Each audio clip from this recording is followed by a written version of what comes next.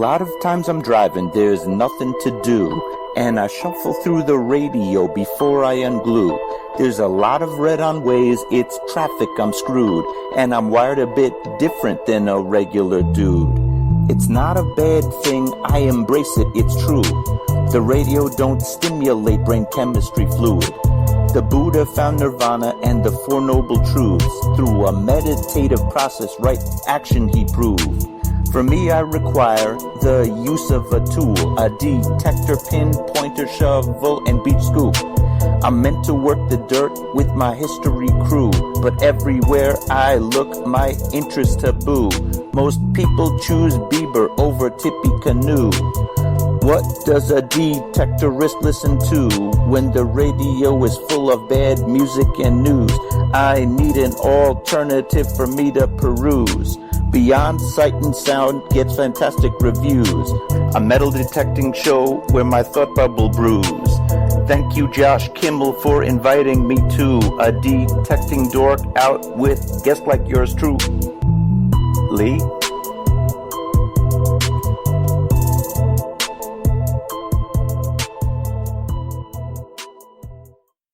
Are you looking for a high-quality beach and sand scoop?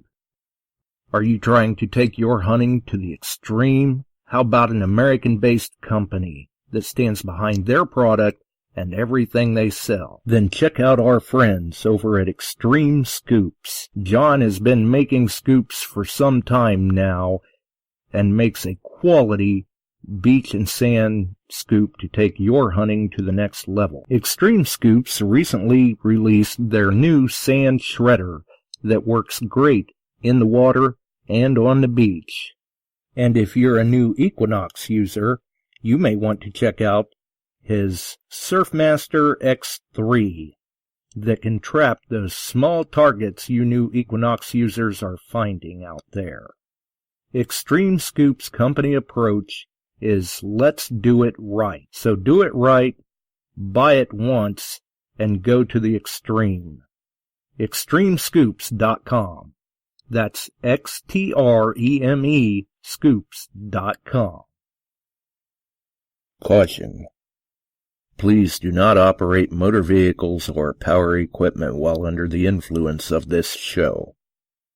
Listening to this show could cause side effects such as bouts of laughter, violent binges of cabin fever, and even dreams of silver and gold. Please be advised. Now that the fine print is out of the way, on with the show. That's right, the fine print's out of the way. It's time to roll with the show. We're back and we're live once again. You are listening to Beyond Sight and Sound, metal detecting and treasure hunting radio for all the really cool digging people out there. And yes, I see that Digging with Deej is they definitely recognize the music there. Yes, it was from our friends over at Metal Detecting NYC. That was Meryl, correct. Nice little clip he put together there. And obviously we see that the Bills are in, Jason's in, Digging with Deej is in, JP in the house says hopefully he's hunting an old one-room school tomorrow. Either way, regardless of what it is that you're hunting, I'm sure you're going to enjoy yourself, Jesse. At least you're going to be able to get out for a little bit. We hope. Fingers crossed. Fingers crossed. I may have to sneak out a little bit myself tomorrow. Just to,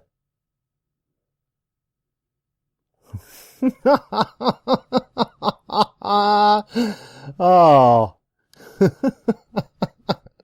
That's funny.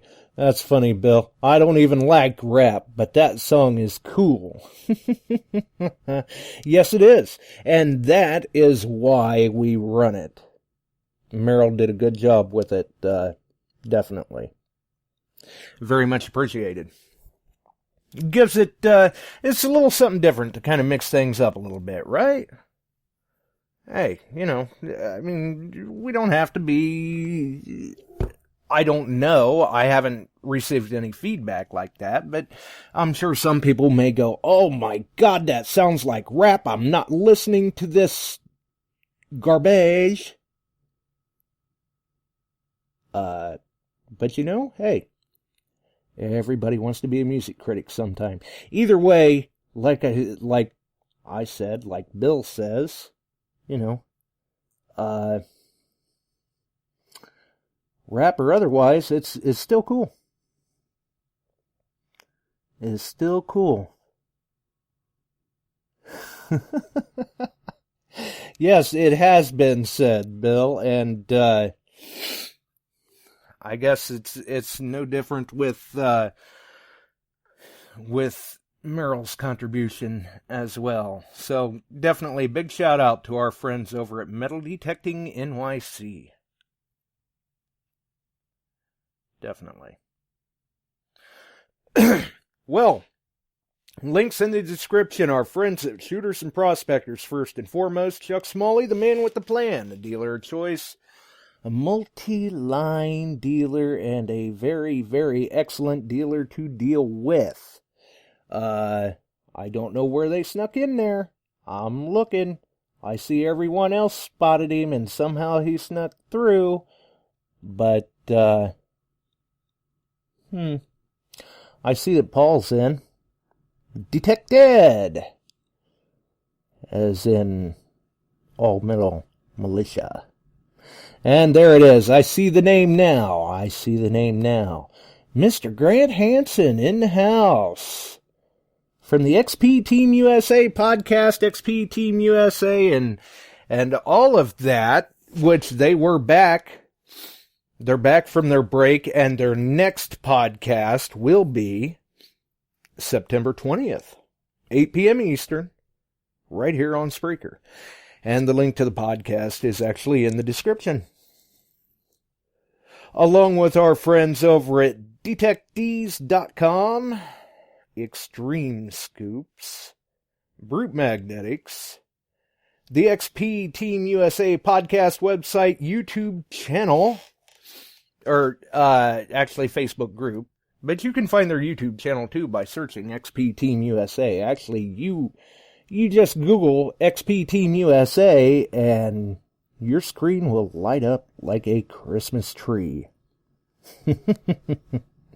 And for those who like to find crodals, as in the bells, XP Team USA did put out a very good video here recently of Grant on a roll of crodal bells. 5 or 6 of them he dug in that video, I think. Either way, good job. Good job.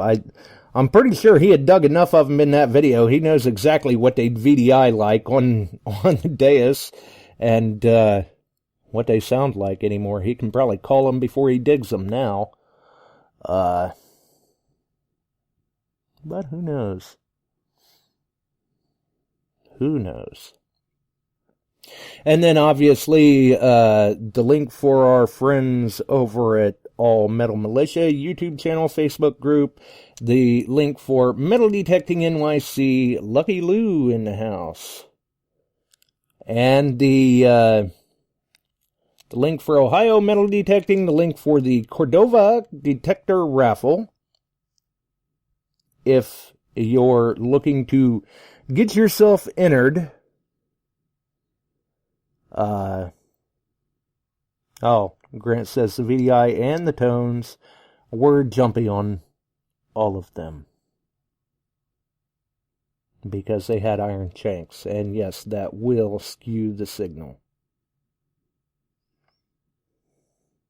And then obviously our link for the Cordova Detector Raffle, $20 a ticket, 250 tickets available online, 50 available locally, drawing October 13th, 12 p.m. Central, through a Facebook Go Live, and one lucky winner will have their choice of an XPORX, a Nocta Macro Amphibio, a Minelab Equinox, or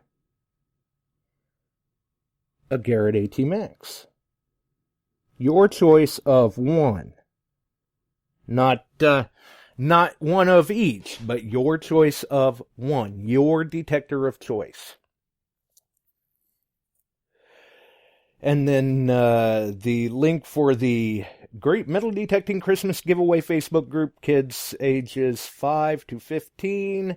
If you are not already a member of the group and you have kids you're hoping to get involved in the fun this holiday season, go over and get yourself joined into the group. There's a number of admins. We can get you added. We are currently accepting donations for the contests and giveaways. And that link is also in the description tonight. That can be found by clicking on the info tab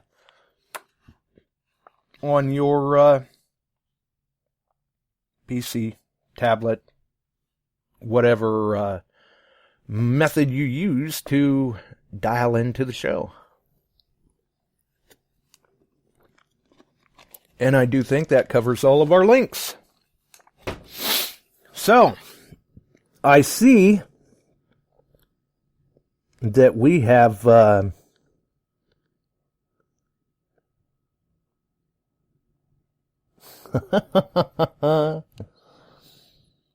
you don't want to follow him around, Ed. You may not find much. You want to get ahead of him. Let him follow you.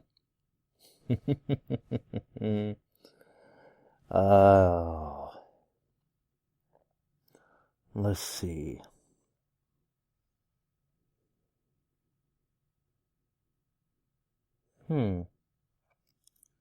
Interesting.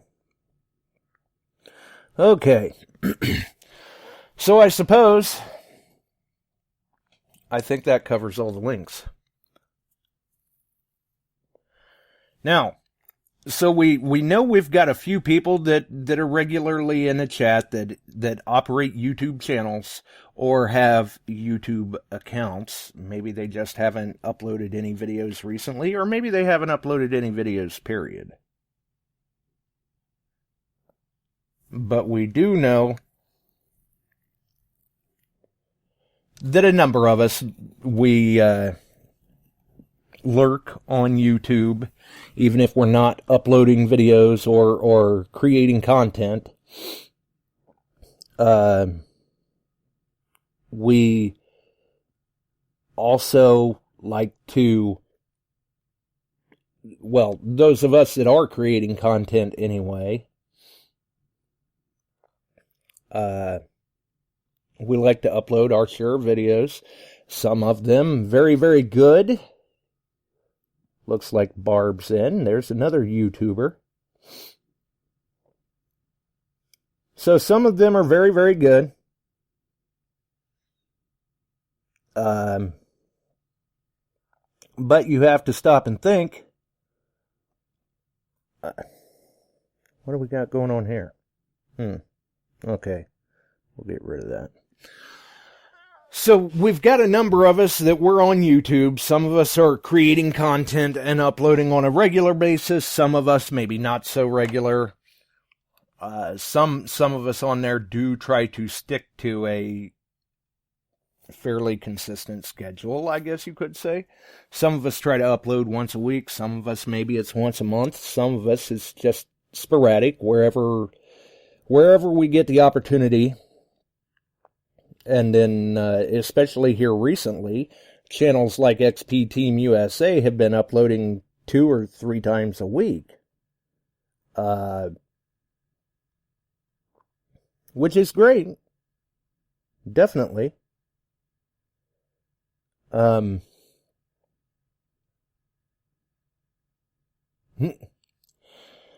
So we've had them uploading on the channels. You've seen the videos. You know, we all watch videos a lot of times anyway. And it looks like River Styx is in. So XP Team USA, they've usually been uploading here recently, at the very least the last few weeks. They've been uploading videos, 2 to 3 videos a week. Looks like we've got a caller. Go ahead, caller. Hello, caller. What's going on, Josh? Not a whole lot. How's it going? Can you take a lucky guess who this is? Do what? Can you take a lucky guess who this is? Who is this? Is? This is Lucky Lou. That's who this is. That's what I thought. How's it going? I'm sitting here in the chat, and I'm like, "What? There's no podcast actually going on?" They said, "Oh, you got to call in." So I said, "Okay, I'll call in." What? You didn't have any audio? No, my audio. No, there's no audio at all. You must have to refresh. Yeah, I don't know why. I'm just I'm not technologically savvy unless it's a metal detector. Right. You must have to, I mean, usually if they lose the audio in the chat, all they have to do is refresh, and that'll bring them back into the show if the audio does kind of glitch out for some reason. But looks like... Open mic night? Sure, yeah. It looks like you've been out doing some digging from what I saw in the chat. Yeah, I get out here and there. Usually, lately it's only been for a half hour at a time, but been finding some cool stuff. I saw that last night. It looked like you had a half hour of somebody. I think I saw someone comment and say that you had a half hour dose of reality. Yeah, Dave. Yeah, he's a punk. Hey, that's all right. I found a lucky shoe and a belt with the buckle and the leather still on it, and a little lead trophy. The lead trophy was actually pretty cool. And we've got somebody's dog calling in. Nice. Yeah, that would be mine, Josh. Dead. I couldn't let Lucky just call in without me giving you a call too. You know, we were trying to beat each other there with the phone calls, and it seems like he was lucky and got through first. Well, you know, Lou's lucky like that. Plus, I don't know, maybe, for all I know, he's got the number on speed dial. No, I just clicked on it when somebody posted the number. I was like, oh, there it is. Boom. I'm in like Flynn. Well, see, there you go, Ed. Trade secrets. Oh, yeah. I actually got to see Lucky, not that long ago, and got to see that lucky spell of his continues pulling out another silver from the ground. Oh, I know. If it didn't, that's the odd thing about the other night when it was all practically iron. Usually it's silver or coppers. Yeah, well, you know, the top hill is slowly depleting, so, you know. Right. I mean, I had to ask him the question too there, Josh. You know, as soon as we found out he had found silver, the first question I asked him, well, did you throw it in the old wash? And yeah, of course he did. Of course, yes, it was silver. It's the unwritten law. He's stuck with it now. He has to. That's not for me, man. I don't know how you do it, man. Everybody's trying to jinx me, saying I'm going to get like microorganisms or something and parasites and this, that, and the other thing. I said, I'm human. I am a parasite. We devour and destroy everything on the earth. So, I mean, aren't we the biggest parasites of the earth? Well, yeah, I can see your train of thought there. There is some twisted logic to your madness. But see, my question for Lucky would be, so how many coppers are you going to end with this year? I don't know. I'm at 67. I'll let you know in 4 months. No, it wouldn't surprise me if we see right at 100.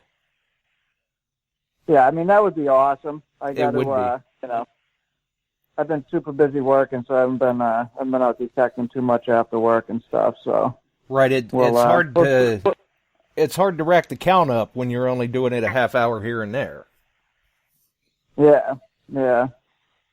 So then, unfortunately, we're at that time of year right now where the day's getting shorter, and it's good that the weather's getting cooler, but we're losing a lot of time in the evening, which is unfortunate. And get out of work, and you don't really have a whole lot of time to dig. Well, hold on there, guys, because if you haven't seen it yet, Indian summer's coming.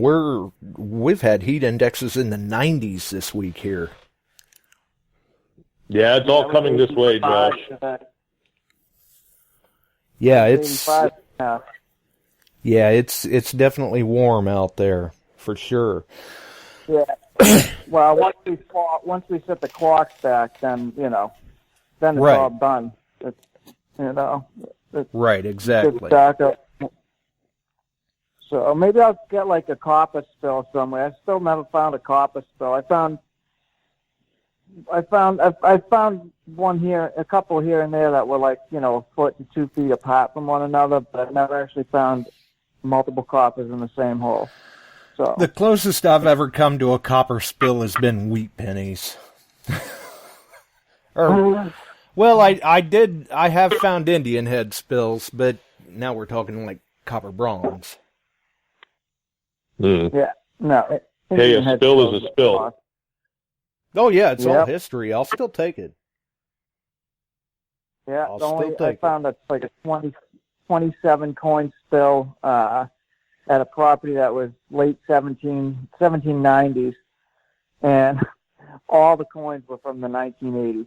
I'm like, no. The curse. 27 coins. The curse. The curse. Well, and I'll tell you, real quick, before I lose track of it, I know you've got your own YouTube channel, Ed, and then you've also got All Metal Militia. Yeah, we run All Metal Militia. You get into the summer months and everything, and it gets kind of hard to put out, videos every week and whatnot. Plus, we're just starting off this year. With vacations and people doing family things and whatnot. But, we do have some plans coming up, some hunts and things, and we're going to continue to put out footage. We do have some episodes that are currently being edited. We've been making several connections along the way, so we're learning as we go, but it's been an awesome experience. And, aside from that, we've all decided to do our own YouTube channels. Jay Detecting Wilderness, and Jim has his Montshire Digger, which, if you like bottles, go to Jim's Montshire Digger page. Yeah, Jim is a guru when it comes to finding those bottles, where to go. You show him any piece of glass, and I mean, even pieces of glass, and he knows what it was, where it came from, the age. I mean, he's phenomenal with it. And the video that he and Jay did, that's on his channel there, you'll just see the kind of dumps that he finds, and it's awesome watching them. I mean, I can't wait to get out there. We've been talking about doing a hunt together at a bottle site, and turning it into an episode in the group, and just being there and being able to witness them, especially Jim, get into that stuff. It's like watching a kid in the candy store. I mean, he's at his peak, he's at his happiest moments when besides the fact of the day he found 4 silvers. Right. That was one of our latest episodes that we put out, All Metal Militia, and but I mean, we live in a very historically rich area, and we're very fortunate that we've come together the way we have to do what we do and share a passion, and not only preserve it with the finds that we have, and take it home, clean it up, do whatever display. We're preserving a lot of our time together, documenting it, and we're sharing it with everybody to see what we do. And yeah, so we're all trying to do our own thing, and I have my own Detect Ed Outdoors. I just put out a video the other night, and it was just a small hunt that we did. Jay found something phenomenal, and it's funny because I had just been talking about, I'm not telling everybody what it is. I mean, that's up to him, and right. I think he wants to wait until the episode comes out. So, but I mean, it's I did give away that it was silver, and in my video, but that's the most I'm going to give. Right. There was a little teaser there at the end. It was a little bit, but more or less, it's just to show people, that we're continuing to do what we love to do, and there's surprises around I guess, are under every plug. Yeah, you never know really what you're going to dig out of the ground. Right. Mm-hmm. So, absolutely. But yeah, we've been plugging away at that. We have plans to go to Pound the Ground. We're going to be up there. We're already starting to make our reservations and everything and planning it out. So, we get up there and back with no hitch. And just, we're going to be going up there to huh? You got to stay at the Hampton Inn. That's where all the cool people are staying. So we can a lot gather. Of those places are getting tagged. We can gather from this that Lou's going to be there, and he's staying at the Hampton Inn. Yeah, I'm sure there'll be a bunch of shenanigans going on with everybody going up there. I mean, it's a giant family, and it's really cool that there's people that I've talked to over the years that I've never had a chance to meet, and like we're all going to be on the same land together. Right? Yeah. Some of the it's a really cool networking gang will be there too. Yeah, I saw that. Yeah. Well, with you having the YouTube channel, as well, I'm sure you probably subscribe to a few people at least. Yeah, I'm subscribed. I to be honest with you, I've subscribed to quite a few, and I mean, I like going through and just seeing what's out there. I like watching some of the newer ones. Obviously I follow, Hoover Boys and things like that, but it's a lot of work just doing it on our own and doing the stuff that we do, but it's also awesome. I watch a lot of Green Mountain Metal Detector, or Green Mountain Metal Detecting or whatnot. I watch a lot of that stuff, and right, just to see the different styles and the things that are out there. I mean, and not only that, it all depends on who you're watching. Right. You can see the different history come out of the ground from different areas. Yeah, absolutely. So I'm sure you're no stranger to receiving the email notifications. Oh, yeah, I get a lot of those notifications. Have you ever been scammed? No, Fished? I saw that on your thing, and I've never had anybody. Not that I know of. I mean, unless someone's out there using my identity somewhere. I mean, they can have at it. There's not really much to have. But, right. Well, I've never really been skimmed. I can tell you, I've had my my YouTube channel for, well, some time, we'll say, and I'm all the time on a very regular basis. I will get dozens of emails from YouTube daily. And, really? Oh yeah, of notifications of uploads, notifications of comments, notifications of replies. Every now and then, if you upload a video that may infringe on copyright, you'll get an email notification about that. Just different things of that nature. And today, that's so fun. My YouTube is attached to my Google account, and I don't even check that email. Once every few months I might look on it, and right. And there are always tons of emails from YouTube stuff. And now that you say that, I'm actually going to go look and see if any of them are actually scam emails. Well, see, and that's why I put that in the title tonight. Is I've gotten these emails daily for years of people uploading and things of that nature. No big deal. Well, today, and this has been around for a while. This has been happening to people. And you can find numerous articles on it if you Google YouTube phishing emails, things of that nature. And today I get an email that looked, I'll give them credit on that part. It looked very, very convincing. Logos were spot on, no grammatical errors, no spelling errors whatsoever. None of that stuff that you would normally see in a phishing email to kind of key you off that something's not right. Well, the email opens with being addressed to the YouTube channel, and it goes on to say that, we hear the YouTube team has received a complaint about your videos, and we'll be reviewing your channel. don't worry. If we find any videos that fall into the complaint of spam, we will remove them for you. But you need to reply back with the information requested on this form. If we don't receive your reply, we will assume that your account is no longer active and we will delete your account. And then it goes on to provide a form. Now remember, I said this was addressed to the YouTube channel. So I just got one from Xfinity the other day saying my Xfinity account that I've had for like 8 years now was going to be, unless I logged in because of due to inactivity or whatever, it was going to be disconnected. It's just I deleted it. It was a scam. Exactly. Yeah. Never click a link in an email. Well, yeah. The thing that's the big red flag then is when you go down and look at this form, it automatically requests your channel name, your channel address, your account password. And then I don't even remember what else the form requested because I quit reading it at that point and went up and double-checked the email origin point. And it's coming off of a Russian email server.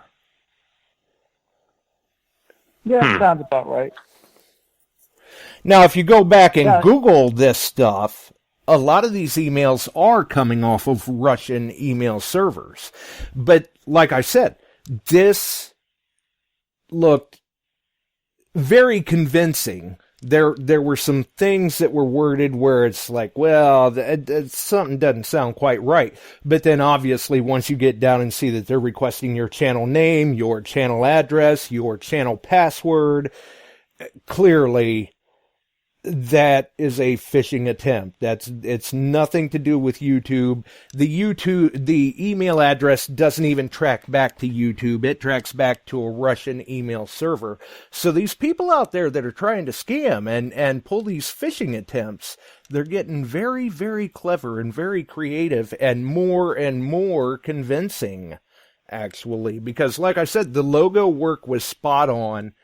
It was definitely a YouTube logo. The wording of the email sounded legitimate until it got to the form requesting information. And there were obviously links that you could click on. But it sounds exactly like the Xfinity one, man. It looked exactly, I mean, everything was perfect. They even had the freaking address, the U.S. address to the Xfinity and everything. Exactly. It looked completely legit. That's the way this was. When you read further down in the email, it even said something to the extent of, trademark copyrighted by YouTube 2019, all rights reserved. So how did you go about, did you report that, Josh? How did you go about figuring that was scam or spam and whatnot? And is there a proper way of reporting that? Well, unfortunately, so far from what I've found, there is no way to report it. YouTube doesn't necessarily have a spoof department, and YouTube doesn't necessarily care if someone is trying to obtain your information. Yeah, a lot of companies will have a thing you can forward the email to. Right. It's always something different. Usually it's the company's name and then backslash, whatever. Like a lot of times if you get them from PayPal, you can just forward it on to spoof at PayPal. But there isn't a company out there that will email you and ask you for your username and password. There's not one company out there that is going to do that. Exactly. So everybody out there, do not ever do it. Exactly. I did it on eBay back in 1999, I think it was. eBay, it was a spam, phishing eBay email, and it was like a year after I opened up my eBay account, and they're like, you need to update your information, blah blah blah, and I'm like, oh crap, and then, of course, it was the first one I had ever gotten, and so I did it. The following day, I had 16,000 cell phones listed under my account. Wow! all my auctions I had going on got canceled. They flagged my account. I had to call them up, do all this other stuff. It was a freaking nightmare. And right. So, but yeah. Well, see, and it just goes to show how easily these things can snowball if you let your guard down. So that's why I had it in the topic tonight, because, you know, okay, sure, I caught it. And you may have caught it if you had received it, or even you had. But some people out there don't necessarily think sometimes. Or we all have off days. We let our guard down.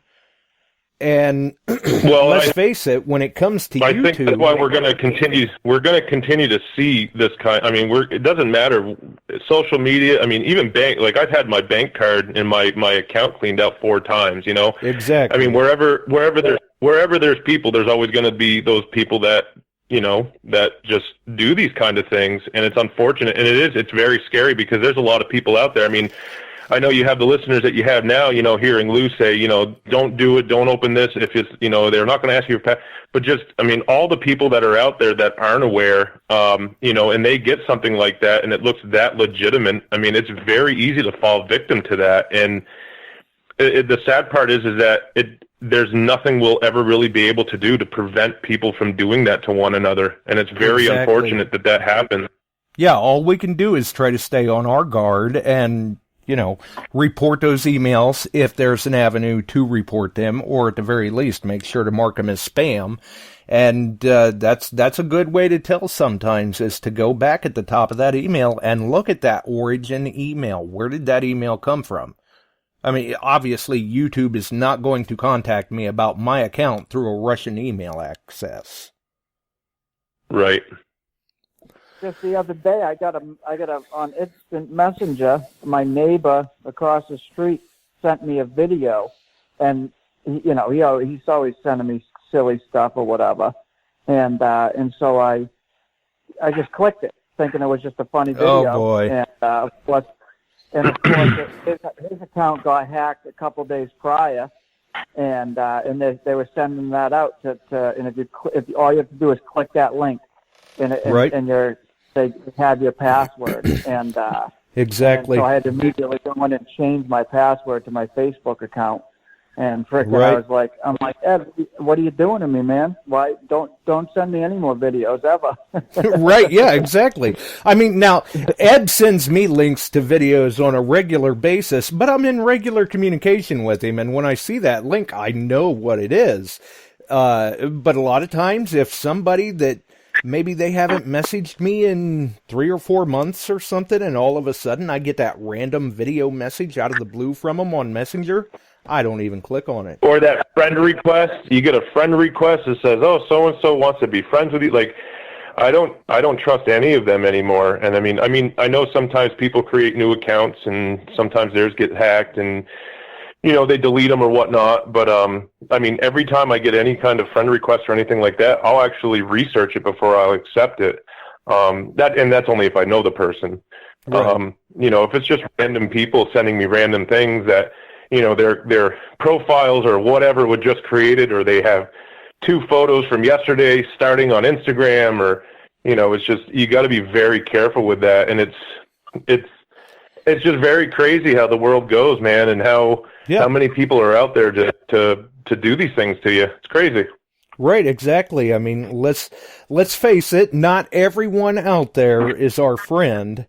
You know, the world we live in versus the one we'd like or whatever. Some people out there have ill intentions, and they are very tricky and creative, and they will try any option that is at their availability to get to your information.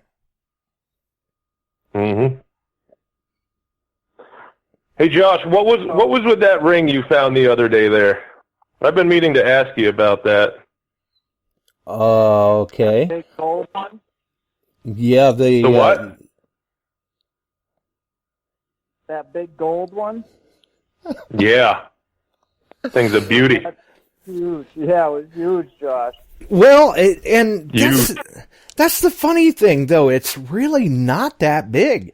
I mean, if I haven't tried to size it, but I'm going to guess it's like a size 6. It's Really? just a very wide band. So it looks huge. I mean, we're talking 6 grams. So it's not huge, but you know, there's a little bit of value there.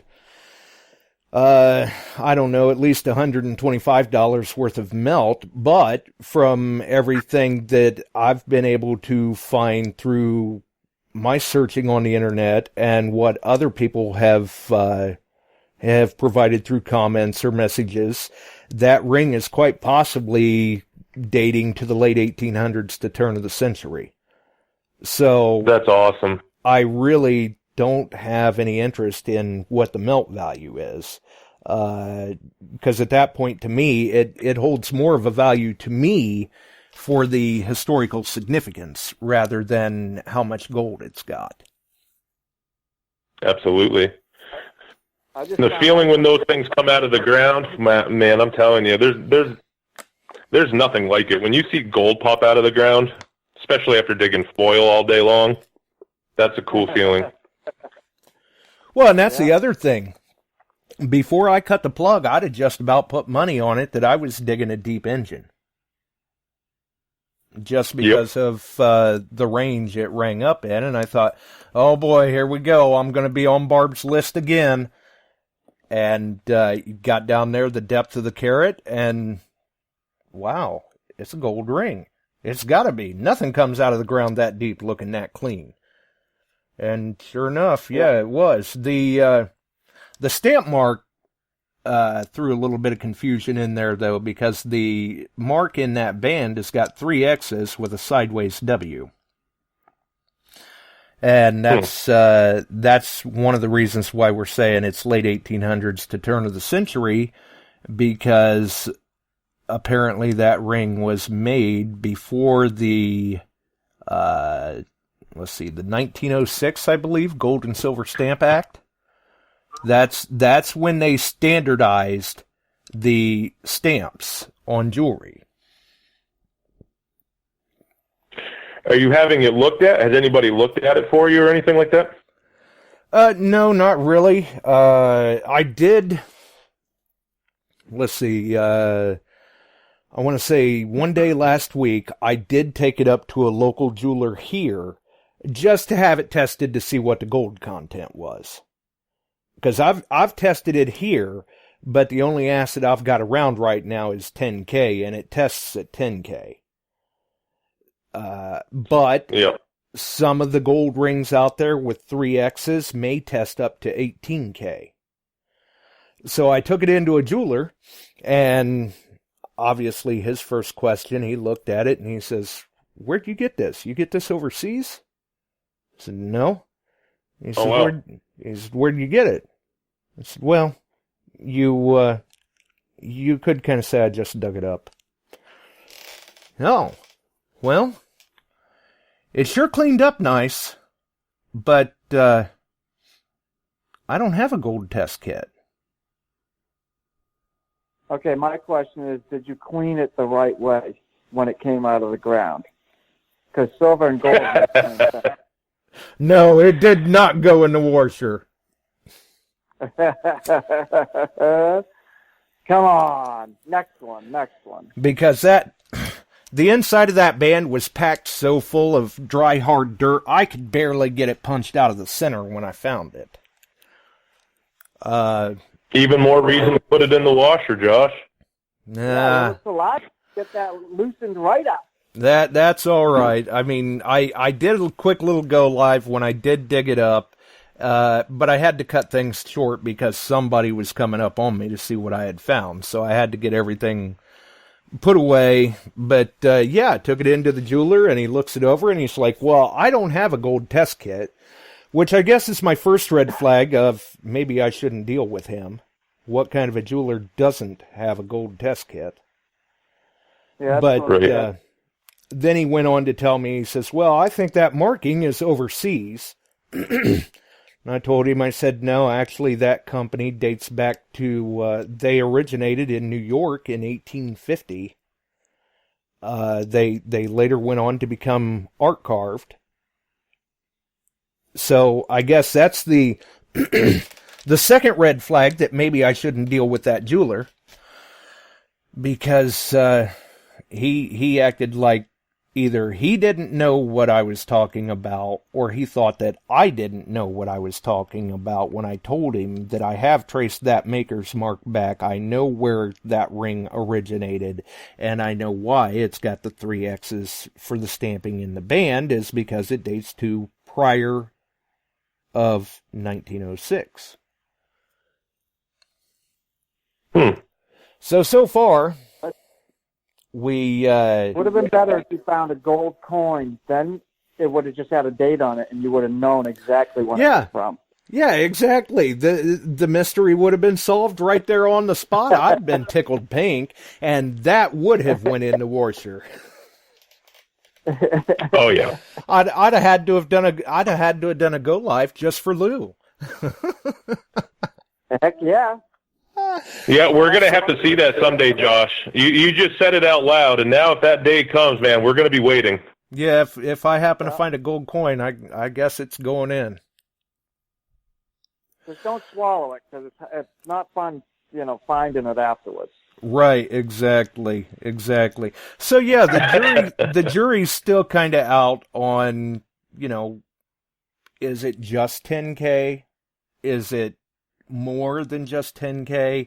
I don't know. A lot of rings with that stamping are just 10K, but there are quite a few out there too that test as high as 18. Which, for people who are interested in it for melt, I guess that would be a very keen thing that a person would want to figure out, because now your value almost doubles. But for me, we're talking about a ring that dates that far back, and it is, even though it's a plain band, it's a very nice looking ring. So I have no interest in what the melt value is necessarily. I'm just going, wow, for the person who lost this to have lost this, and it be where it is for as long as it was, because when you're the depth of your pinpointer in the ground before it comes out, it's been there a while. Absolutely. So at that point, it's more like, wow, the person that lost it so long ago. Obviously, there's no way to get it back to them. But you just stop and think, wow, what were they going through at that point when they lost that ring? It had to have been a very, very traumatic loss for them. Absolutely. You do a lot of the same thing that I do. I mean, when I find stuff, I'm the same way. I like to, and I like to try to put myself back in that time. Like, why is that stuff there? I mean, you find the most random stuff in the most random places, and it ended up there for a reason. And just trying to think back about all those possible scenarios as to why those relics or coins or whatever you find, jewelry, why it's where you found it. Exactly. Especially when it's a gold ring. I mean, come on, it's part of the fun is trying to put yourself back in that time and just kind of picture what actually happened or what could have happened. Yeah, absolutely. Just trying to fill in the blanks, so to speak. What could this person have been doing? And in the case of that ring, I'm sure it was a very traumatic loss for whoever it was that unfortunately lost it. Obviously, they were quite a small person. Because I have small fingers, but I can't even put this thing on my pinky. But, that was still, it had to have been for whoever lost it, they had to have been beside themselves. Yeah. Well, people back in those days, too, that's another clue. I mean, people back in those days, they didn't really grow too big. They weren't really too tall, you know what I mean? They were Exactly. Exactly. And let's face it, I mean, sure, gold's not cheap now, but it wasn't like it was cheap back in the late 1800s either. So, I mean, right. Somebody had worked very hard to obtain that, however long they had it, and then unfortunately lost it. And, That's kind of one of the things, I mean, with the hobby that we all are involved in, depending on what side of it you're in, well, not even depending on what side of it you're in, really. I mean, for any of it, whether you're looking purely for the history or what it is that you're out there looking for, whether you're just a common coin shooter in a local park, our hobby capitalizes on the misfortune of others, whether it was misfortune from 100 years ago or 2 weeks. 100%. Yeah, there's a lot of times you got to be thankful that someone was clumsy and dropped something, or without those misfortunes of yesteryear, I guess right. We wouldn't have what we're doing today. Exactly, because let's face it. I mean, Lou. It may seem like it for Lou, as many coppers as he finds, but it's a non-replenishable resource. When he recovers that next one, there's not somebody around the corner waiting to drop another one. Right. And it's amazing that every single day people continue to find this stuff. I mean, Lou said earlier how saying the human race are parasites and things. And in some ways, I mean, you think about it, we leave a lot of trash behind. We don't really, I mean, people that aren't in this detecting world and whatnot, they don't realize how much trash is in the ground. And I mean, to think that, everything that's in the ground served a purpose at one time or another, and we've just left it there. I mean, over years and years and years, we've just left it there. Right. And the listeners know it. You know it. Lou knows it. I know it. But for the common person out there who's really not had much exposure to the hobby, they don't realize the service that people with metal detectors actually do to clean up the environment that we so often like to trash, as Lou says. Yes. Yep. I mean, I just found my first gold ever. Just not that long ago. That's 8 years I've been detecting. Right? Yeah, exactly. I mean, just the other day, there was a post on Facebook. Somebody had been out at one of our local parks, and they had found a piece of paper laying on the ground. And unfortunately, this piece of paper was actually a young teenage girl's banking information. Her bank, her account number. Right. Maybe it just blew out of her car, or she thought she wadded it up and threw it in a trash can, and the wind blew it out of the trash can, or something like that. Well, this person brings it home, takes a picture of it, posts it on Facebook, along with a rant of how, this is why our parks are the way they are. People shouldn't litter, and now I'm posting her banking information all over the place. What purpose does that serve? What good does that do? But it's people like that probably see myself or Lou or you or Bill or whoever in the chat digging somewhere detecting and saying, oh yeah, look, see, you're tearing it up, when they don't even have a clue the amount of trash that we take out of the ground and dispose of. It's funny that you just said that, because I was using a small coil. Jim and I were actually coming back from an event a few weeks back, and we stopped at a local park that I had detected before, and I found several silver rings. I have 2 gold rings out of this place, and just some odds and ends stuff. And it's just been a heavily used ball field. I mean, it's been used for many, many, many years, and it was a farm field before that. There was a house from the early 1800s that once stood there. It burned, I think, in 1952, I believe. So there's a lot of history in that area. But anyway, we were out there searching, and it's now a ball field. They've cleaned it all up. They turned it into a soccer field / field hockey, whatever else kind of field. And they use it frequently with the kids. And Jim and I were out there searching, and within a couple of minutes of finding, I found a square nail. It was probably a good 4 inches long. I mean, it was a hefty nail, and a quarter of it was sticking out of the ground.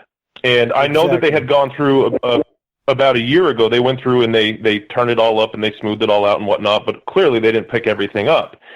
And it was only a couple minutes after I had put it in my pouch and moved on that I had a guy from the side of the street yelling at me. He's like, he's telling me, hey, you don't need to be digging up the field kids play on. You don't need to be, we just seeded that. You shouldn't be in there. And of course, I kept my composure and professional about it. I said, hey man, I'm from this town too. And, I pay taxes just as much as you do. Like, I'm not doing anything illegal. And then I actually showed him that nail that I pulled out. And I said, we're not doing a bad thing here. I said, if anything, we're cleaning up trash and keeping kids safe. Right, we're saving someone from getting seriously injured.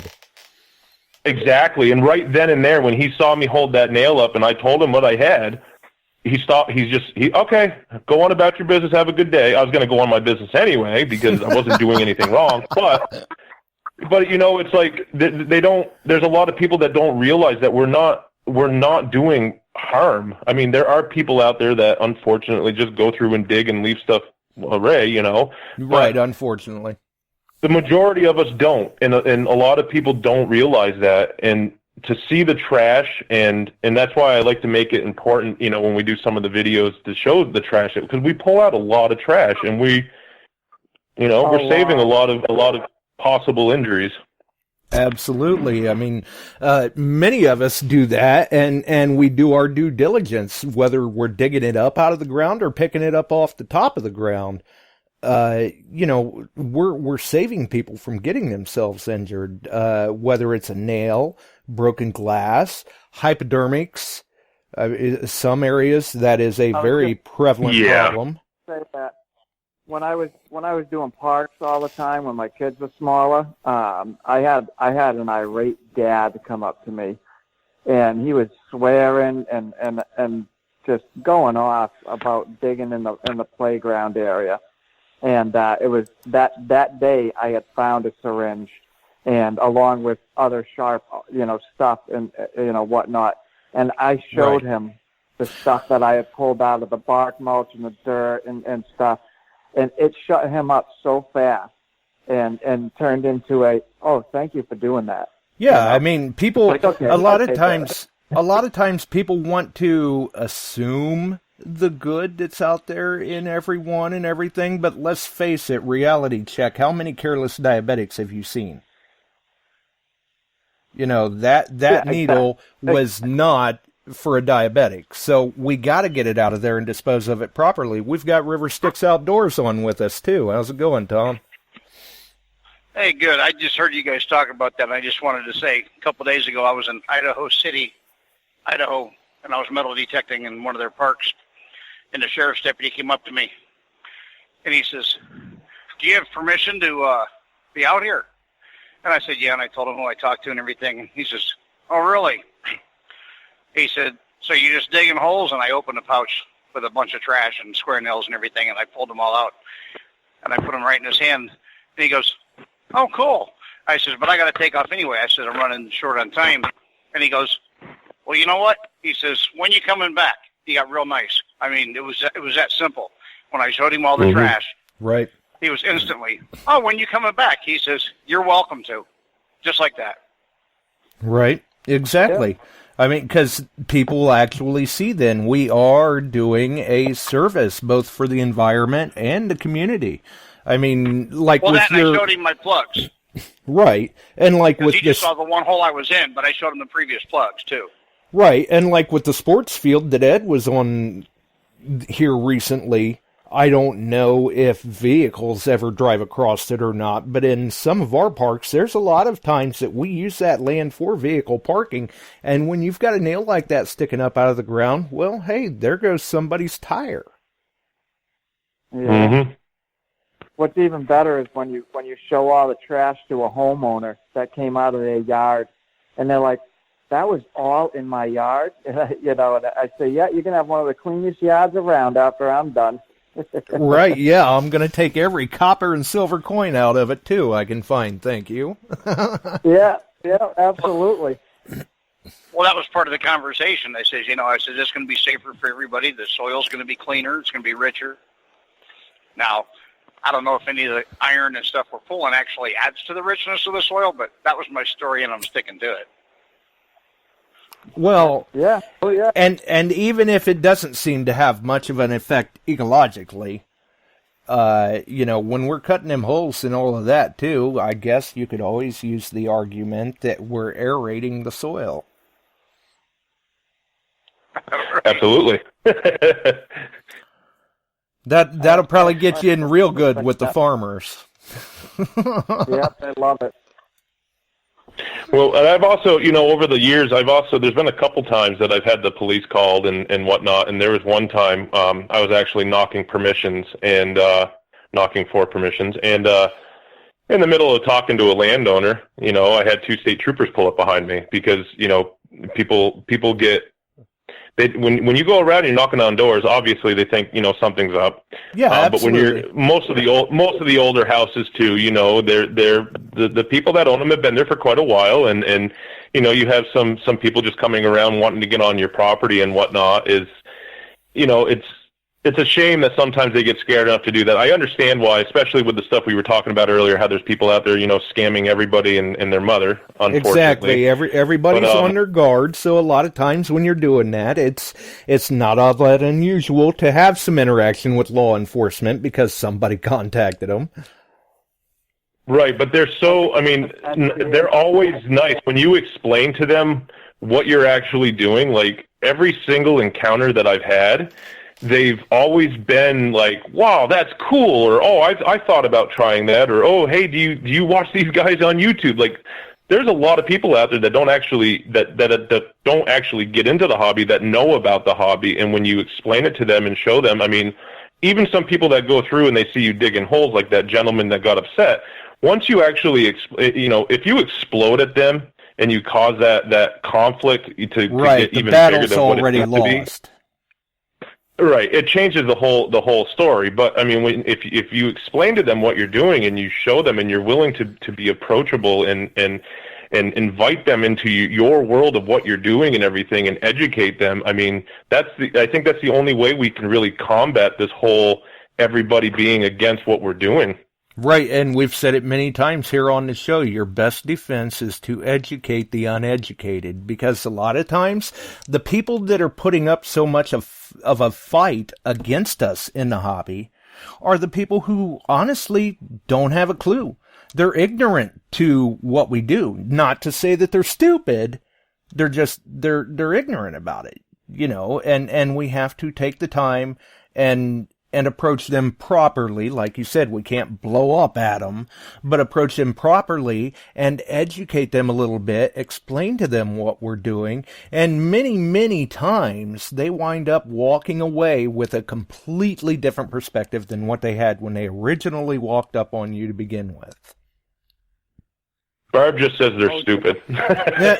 Well, what do you got to say about that, Barb? Most of them have nothing to lose and stuff to gain. Yeah, Barb.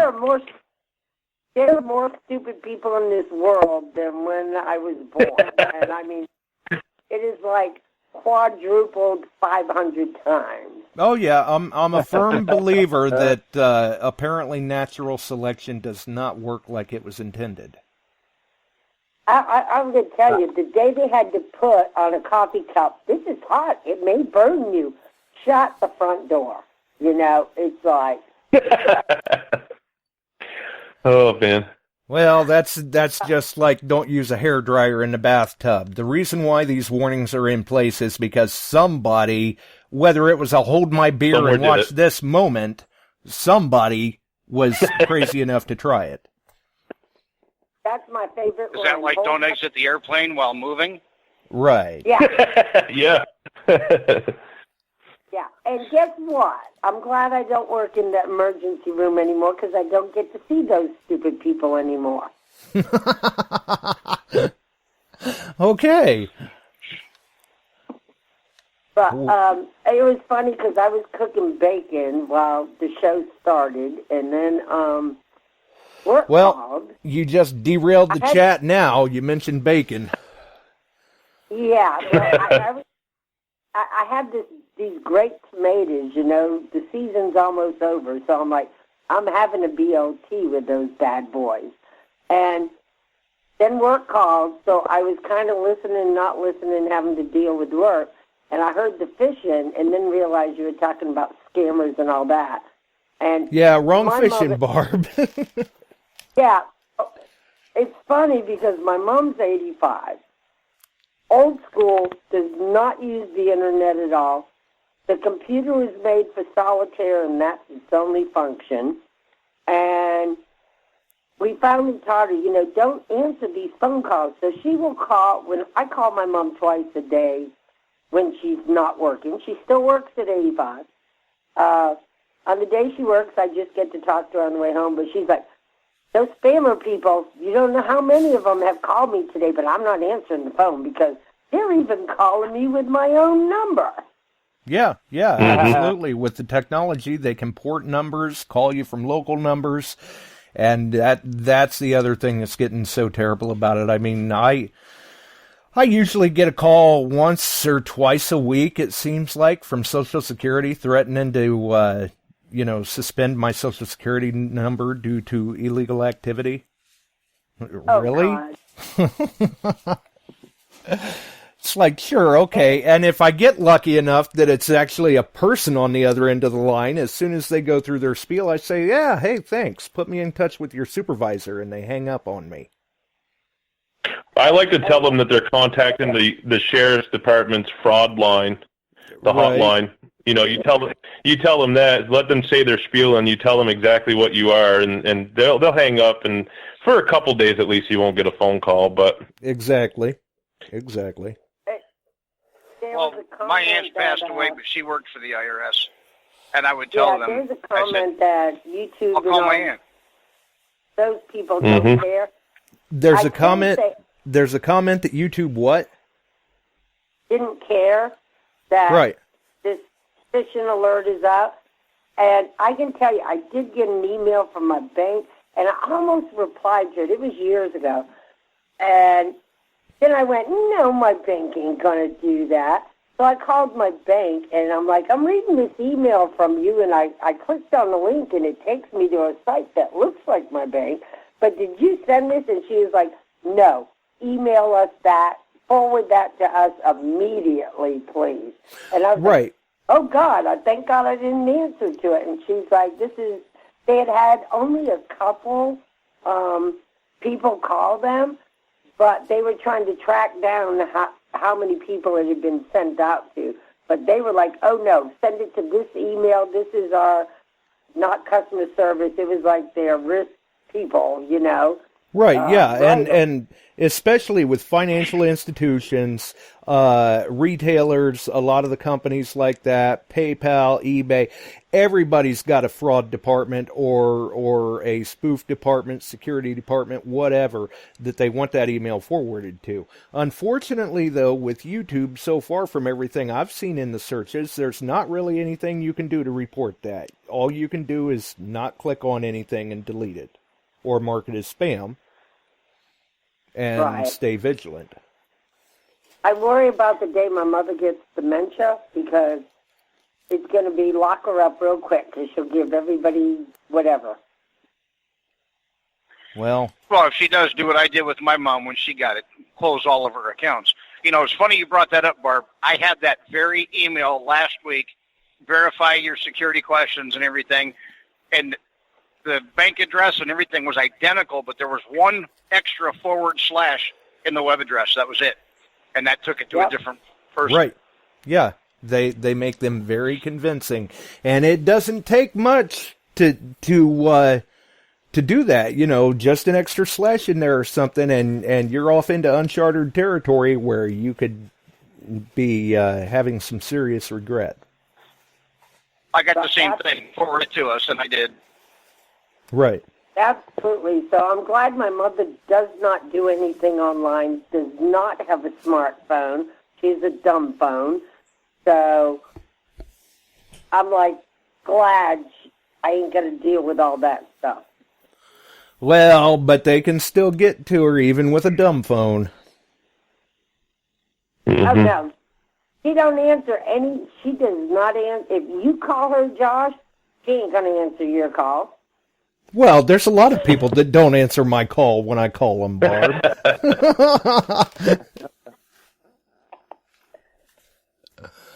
No, she is with it, and so she's like, she will tell me, I had 8 spammers.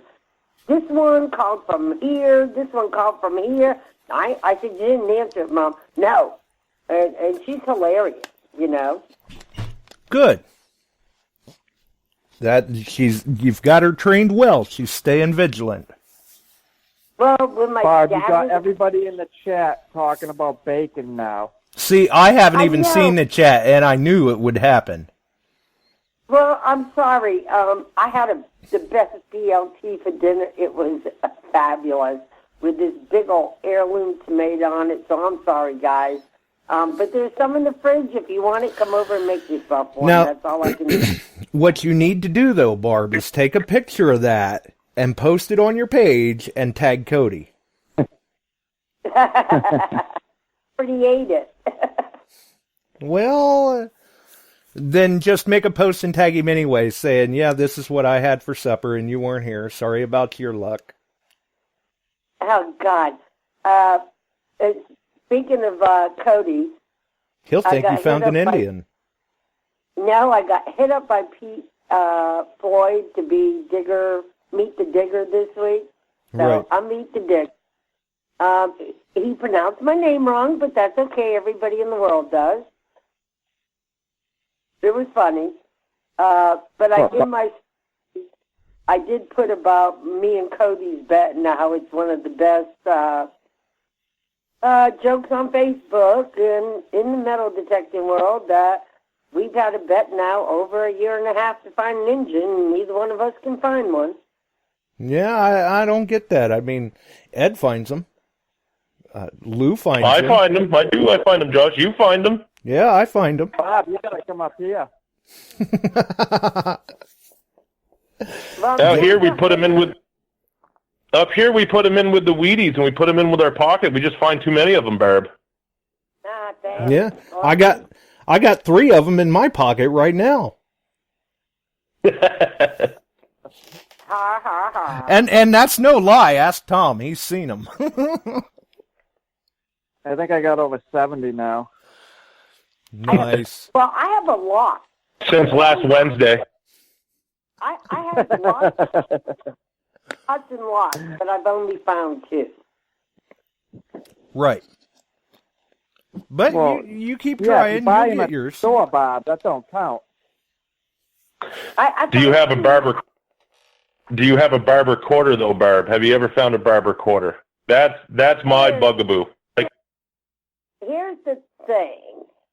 I bought my 350 the end of May in 2014, and went to Martha's Vineyard, and we metal detected the beach, and that was my first silver coin. Was no date barber quarter. yeah, see, that's my. I mean, I would love to find a gold coin. I really, really would. But I mean, that's got to be up there with those gold coins, man. I'm telling you, that barber quarter. I mean, and like that episode where Jim found 4. I mean, he pulled that out right as soon as he got starting detecting that day. I mean, that was kind of a kick to the gut. I've been detecting all these years, and I have yet to find a barber quarter. The white whale. That was my first silver coin. It was toasted. I found it. It was funny. I was with my sister, and she was looking for shells and sea glass. I was metal detecting, and we were like 2-3 feet from the end of the beach where there was a jetty.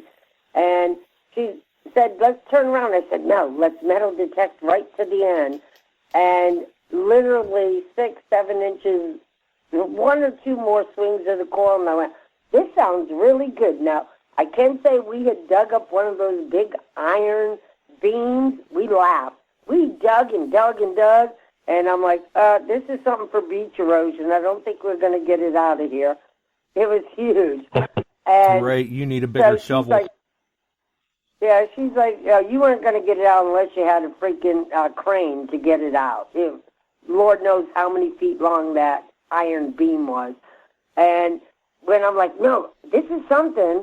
And I dug it, and I went, that's a coin. Don't know what it is. And it was black. And we chipped the black off, and it was a barber, but it is toast. But I have found one. There you go. Well, and that's why I'll give you crap about the Indian heads. Yeah, I still have yet to find a Stanley Liberty quarter. Well, and you would think for a quarter that was referred to as the workhorse of the economy, there'd be more of them out there to find than there is, but sometimes they don't pop up real often. I think we lost a lot of them in the Great Silver Melt during the 80s.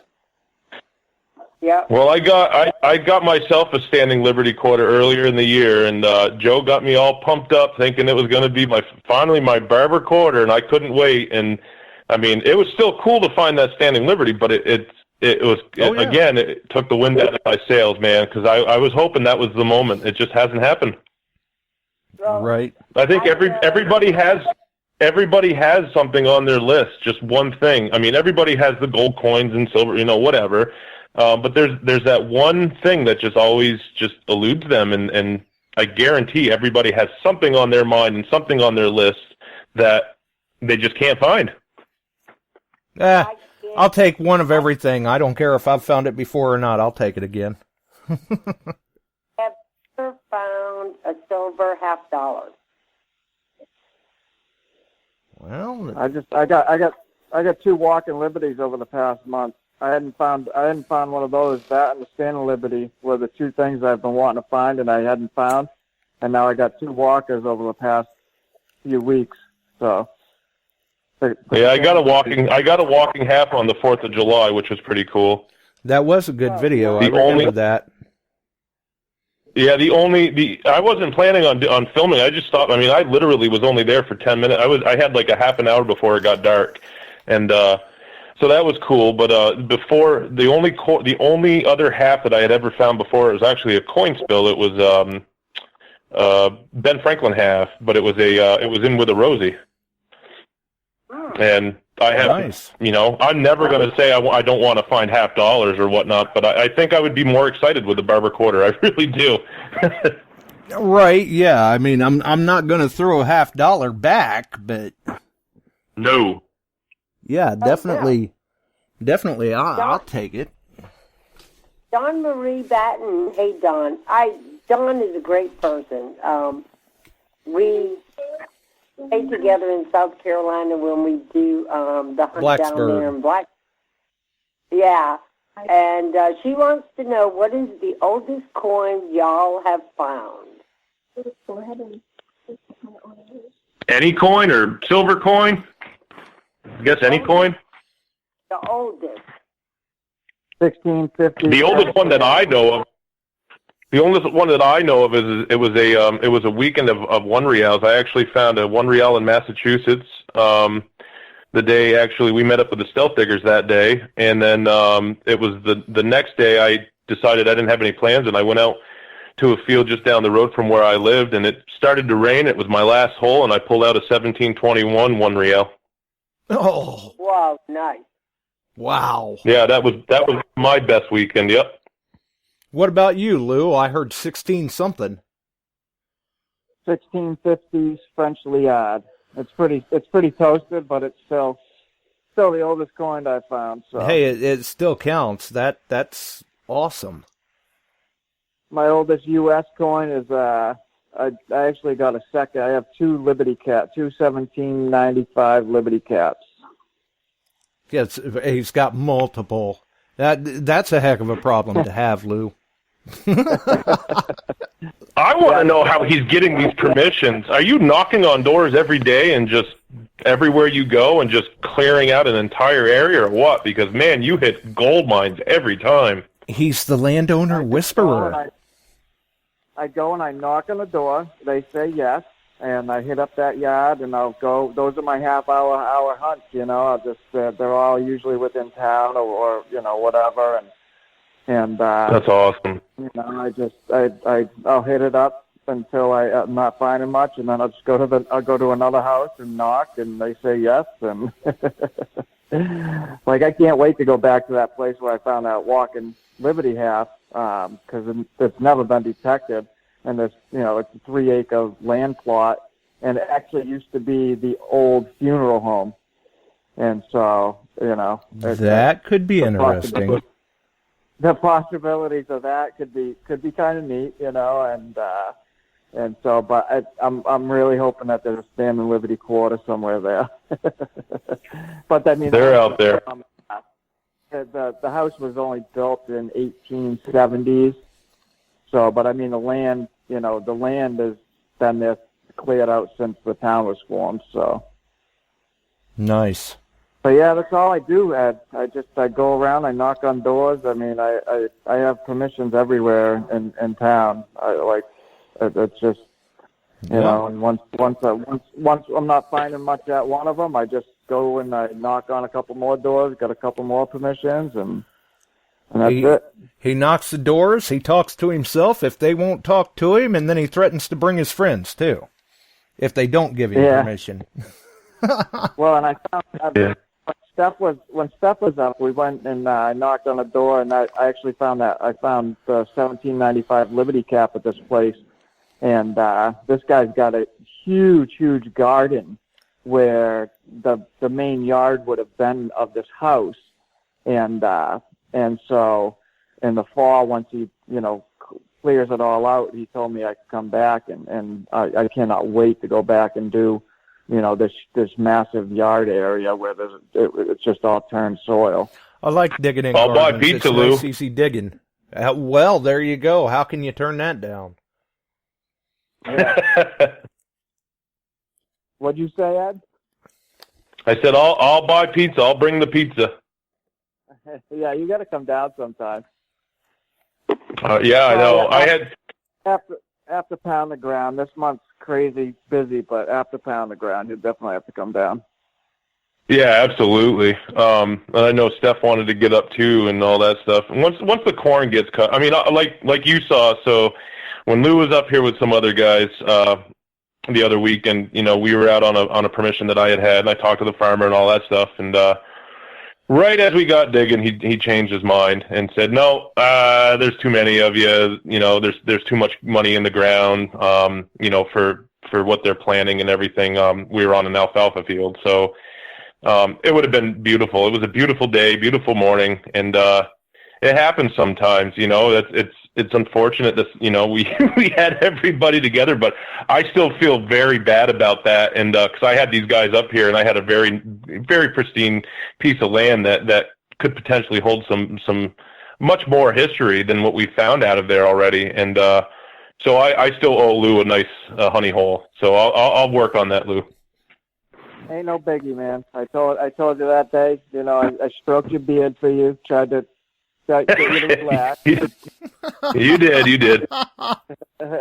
Oh, he did. I should have filmed it, Josh. He was out. He had a big old handful of my beard. He's like, "It's okay, big guy."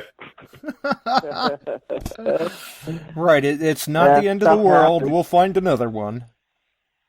Yep. It's funny though. That's the first time in all the time that I've been detecting. That's the first time I had someone change their mind right before the hunt or even during a hunt. But I guess it happens. So move on and learn from it. Yeah, or they decide to change the rules along the way. That's funny because I might be coming back to that place pretty soon to go try to find some historical relics to turn over to the owner there. Right, which I hope you do. And find that wedding ring so I can trade them for my TREME. Right, that would be awesome. Oh, nice. Yeah, that's a good idea. Recovery is sometimes. Recovery is sometimes. Oh, well, I don't want to say it's more exciting than going out and actually digging old historic relics and whatnot. But sometimes with the recoveries and everything, like we did with that ring, sometimes it adds like a whole new meaning to the hobby. And to be able to go out there and reunite someone with an item they lost that was sentimental to them, I mean that's awesome. That would be very cool if you could do that, Lou. Yeah, definitely. He's going to move the fence that he was hopping over or doing something around that, and he knows exactly the area he lost it in, so it shouldn't be too hard to get the fence out of the way. The permission that we actually ended up on, the old tobacco field there, there was actually the people that owned that house. They actually had us the first time we were there look for a ring, but there was just too much. They had a garden and flowers and whatnot growing, and I believe Joe's going to be chatting with them again. Come fall when everything's down and flat into the ground. Maybe getting in there and trying to find the ring that they had lost. There you go. Yeah, I got one permission that the wife lost her husband's ring 30 years ago, and it's somewhere on their property. So, right. I still gotta wait for everything to die down in order to go back and look for it, because there's all, in the flower gardens and all that crap is where it most likely would have been lost. So there might be photographic evidence of that beard grab there, Lou. Kendall says he has a picture of it. Uh-oh. Yeah. Well, he may have to post that up over in All Metal Militia. Yeah. We might have to see that one somewhere. Right? Yeah, that should be interesting. We now know where that luck comes from. Yeah, there you go. Well, maybe it was from the beard.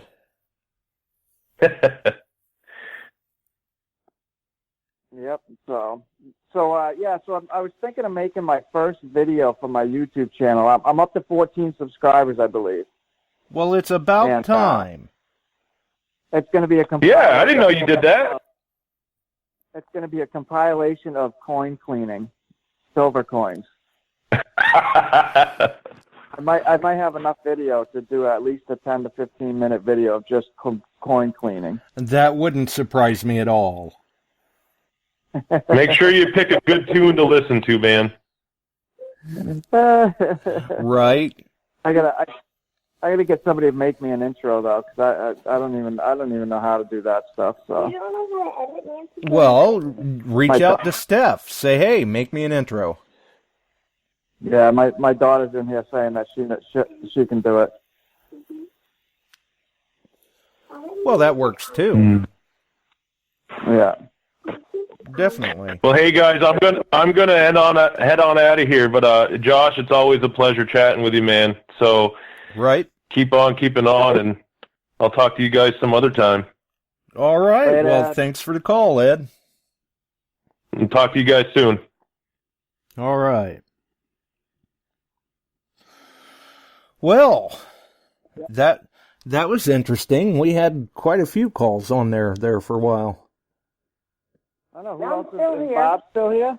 Yep. I am. So Bob, what do you have? You run the pirate? What's your thing? Dirt Pirates Detecting. Dirt Pirates Detecting. Where's that out of?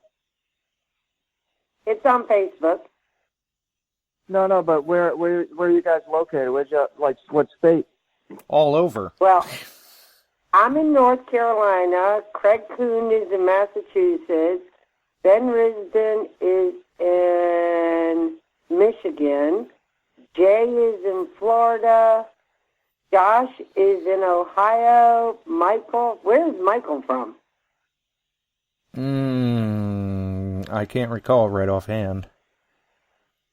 And how'd you guys come up with doing the Facebook? I mean, with the Facebook group, then, if you're all scattered everywhere. Because there's a little pirate in all of us. A bunch of us were admins for A-Hole Detecting years ago, and the person that ran it back then went psycho. So we decided to make our own group, and all the admins left that group, and we came up with Dirt Pirates. Oh, that's pretty cool. Right. And they've got the...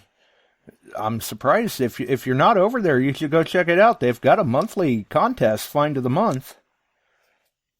And yeah, I'm gonna have to go check it out. I just won a shirt from Bob. Yes, you did. I saw that comment. Yeah. I haven't even won a shirt from her yet. Of course, I got to figure out how to do that. I don't think I can necessarily enter the Find of the Month contest since I'm an admin. You got to become Lucky Josh. Oh, No, well. Josh. I will take care of you, Josh, because I have a Beyond Sight and Sound shirt, which is one of my favorite shirts, because it's long sleeve, so it's a good winter CIV shirt. So when I That get is a CIV, nice shirt. I'm there 8 nights. So I wear a Detectee shirt one night, a Beyond Sight and Sound one night, Dirt Pirate one night.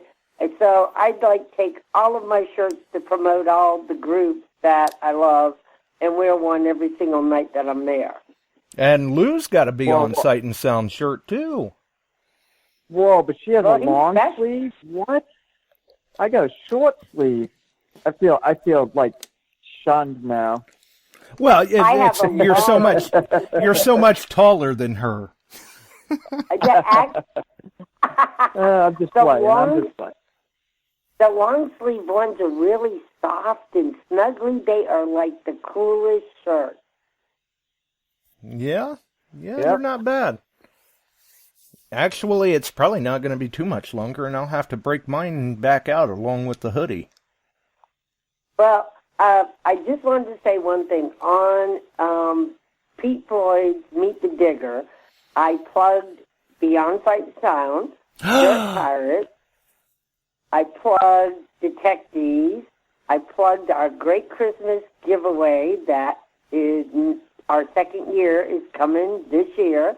So I plugged like all the cool metal detecting groups and people. You were a plug-in fool. I was. I'm like, I plugged that. We do the medical show on he wanted a bio. So I'm like, I'm a guest on Beyond Sight and Sound. We do a medical show twice a year. We've actually helped people like Bill get diagnosed with Lyme and told them our fall show should be coming up soon. And that, I've done fundraisers for people. I didn't mention who. And that we now did our first annual Christmas giveaway for kids 5 to 15. And our second one would be coming up because he shares his videos with like 50 Facebook pages. So I thought that was a great way to get our giveaway out, get it out there. Yeah, I do see Pete post those videos in a number of places. One of these days we'll probably have to get him on the show. Yeah, that would be good because, he does put a lot of, and he pronounced my name wrong. He said, I've been doing this for years. And I'm like, I told him I've only been doing this for like 5 years, and but I've been doing it for years, according to Pete. So well, hey, whether it's 5 or 25, it's still years. Right. So, but I did want you to know I did plug the giveaway, your group, Detectors, my group, and anybody else that is right there. Well, that is awesome. Very thoughtful of you. Hey, you're my main man. Well, you're not my main man that way. Tim would shoot me, cut my legs off. But we're good buddies, and, the Christmas giveaway. Guys, I don't care if you got a coin that you think is a POS coin. If you don't want it, send it to me. PM me, I'll give you my address. If you want to give away a detector, don't send that to me because I don't want to pay shipping after you paid shipping. That's ridiculous. Right, there's no sense in paying shipping 2 or 3 times. Yeah, and so big prizes I want people to keep. I'll just log you in the spreadsheet. But any little prizes I would love to have and not have to have you send me a picture for me to post it on the giveaway. And we really need to start cranking it up. It is mid-September. That's right. I've been carrying it in the description since the beginning of September, and let me get the treatment out of the way first, and then the first part of October, we will start posting it again on the Beyond Sight and Sound page and in the groups. And I am going to go to the Facebook page, and I'm going to change it and make sure it says 2019 and add it's our number 2 or our year 2 giveaway. for all you dealers out there that might be listening and not in the chat, hit me up. I don't care if it's a freaking shovel, if it's a fine pouch, a pinpointer, Ball caps. Don't send me a Harbor Freight one. Send me something that's halfway decent. I'm sorry, I bought one of those being a newbie, and I'm like, it is the worst freaking pinpointer, metal finder in the world. Do not buy a Harbor one. Right. Well, and I guess I could send you some. I could send you some engines. And I'm going to tell you what. People have sent me really nice engines, and when I open them, I go, God, I want to steal that, but I'm too good of a person. I won't. But I cry when I put it in the package and mail it off to someone else. Is the return address on the shirt you're mailing me? No, because it's coming from Detectors.com. But I'll have to get your address. I'll mail you down some giveaway things. That's very cool of you, Lou. Honest, Mark and Ken are great people. They do our shirts and a lot of other people. And I know there are Facebook groups out there that make a percentage off of their shirts. We make absolutely nothing off them, and that's why Ken can sell them at the price he does. I don't receive a penny at all. And I order, our find of the month is a Dirt Pirate shirt since we hooked up with Detectors. And if he don't give me a break, I told him I don't want a break, but he's good to me in other ways. He sent me 8 or 10 shirts to take to the hunt this weekend. I still plan on paying him for those shirts, maybe not what I would if I ordered them online, but I told him I don't want something for nothing. I at least want him to break even with it.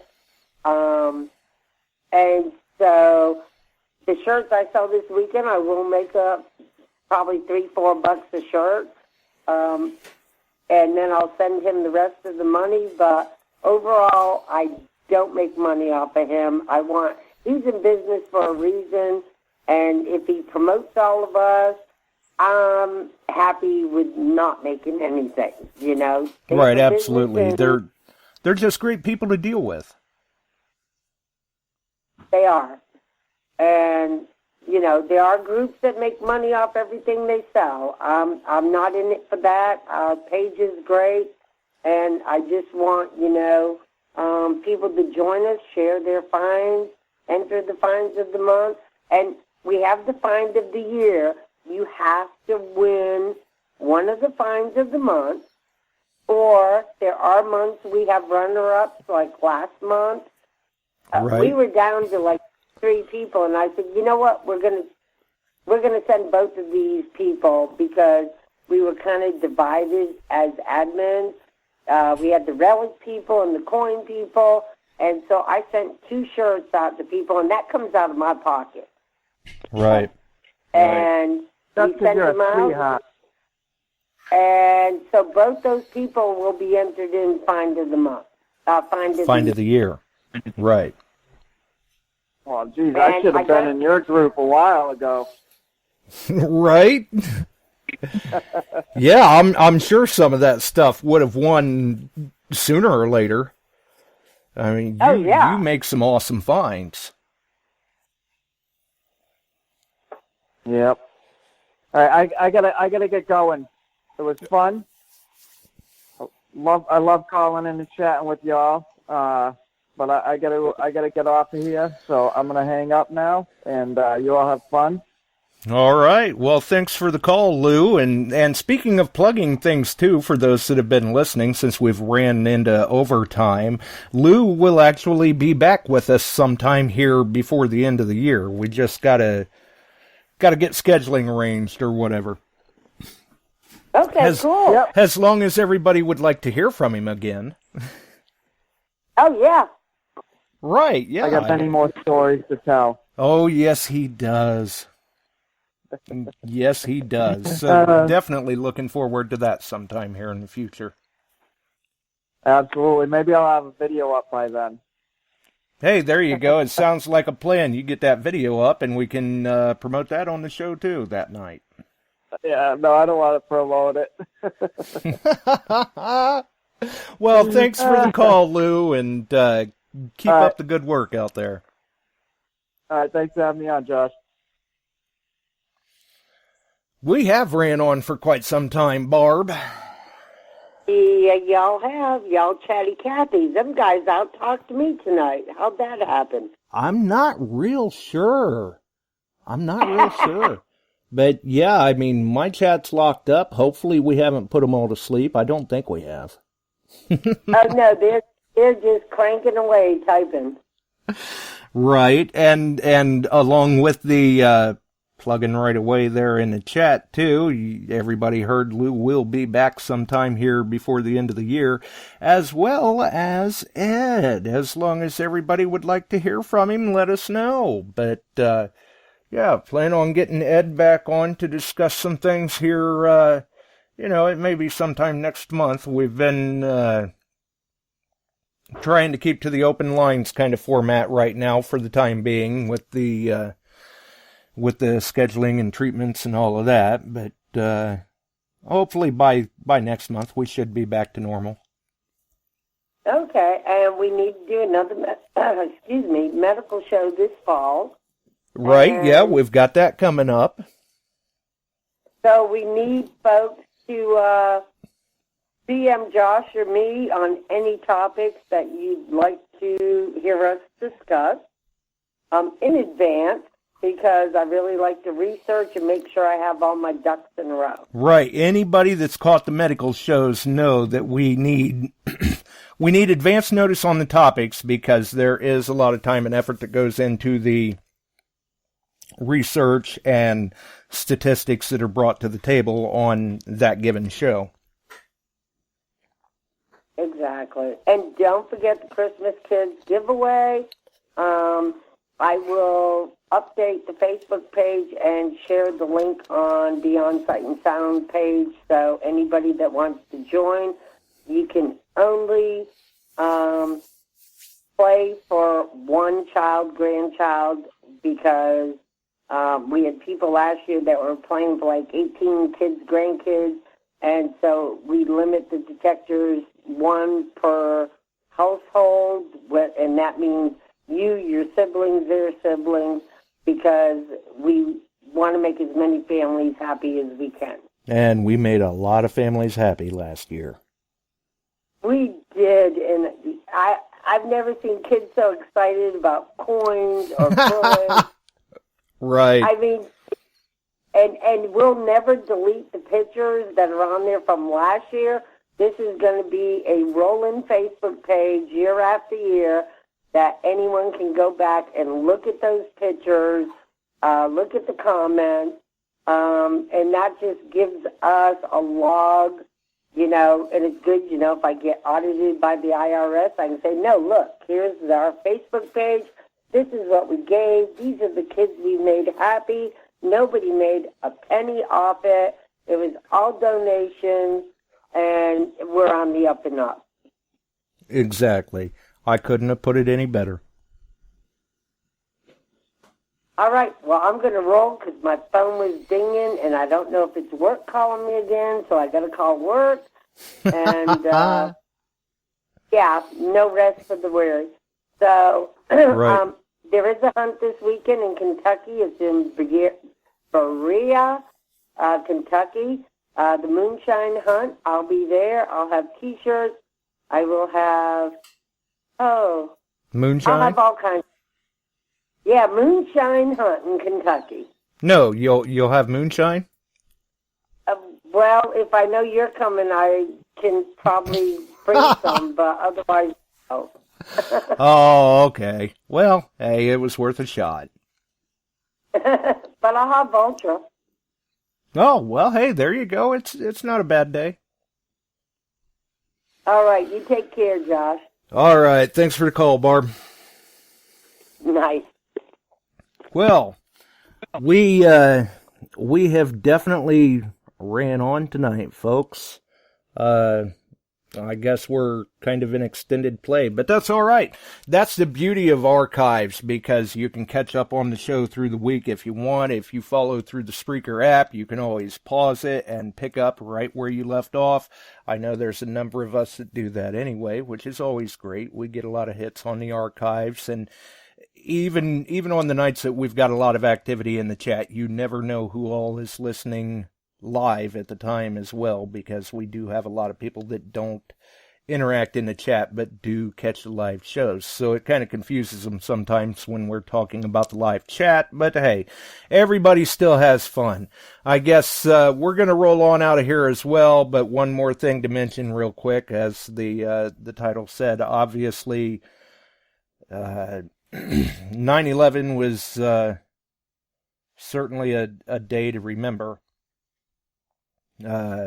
Very tragic for a lot of people, so it's definitely good to sit back and be thankful for all of our military, our first responders, the EMTs, law enforcement, medical personnel, all of that, because they are doing a tough job out there, and